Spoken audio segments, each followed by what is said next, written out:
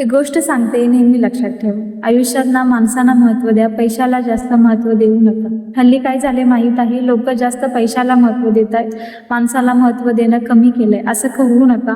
सर्व काही पैसा नसतो आणि सर्व काही आपण पैशानं विकत घेऊ शकत नाही. आपण आनंद म्हणा, आपलं हसणं, आपलं खेळणं, आपलं सगळं काही माणसं असतात, पैसा नसतो. पैशानं थोडंफार गोष्टी मिळतात, पण जो खरा आनंद असतो ना, तो माणसांमध्ये असतो.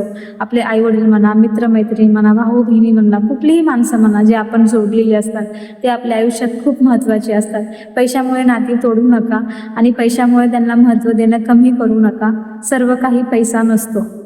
आपल्या आयुष्यात माणसं असली कीच पैशाला महत्त्व असतं, असं माझं म्हणणं आहे, खरं सांगते. आणि जे लोक सगळं धरून बघतात, सगळ्यांना नातेवाईक म्हणा, भाऊ बहीण, मित्रमैत्रीण सगळ्यांना धरून चालतात, ते आयुष्यात खूप पुढे जातात. त्यांना दुखवू नका. त्यांच्या सगळ्या इच्छा पूर्ण करा. तुमच्या जेवढ्याने होते तेवढं करा, पण आयुष्यात माणसं जपा. एकदा माणसं गेली की परत येत नाहीयेत. पैसा आपण आज ना उद्या कमवू शकतो, पण माणसं कधीच कमवू शकत नाही. म्हणून सांगते, आयुष्यात सर्वात जास्त जर महत्त्व द्यायचं असेल तर माणसांना द्या, नंतर पैशांना. पैसा आपोआप येतो. जर तुम्ही माणसांना महत्त्व दिलं ना, तर पैसा तुमच्याकडे आपोआप येतो.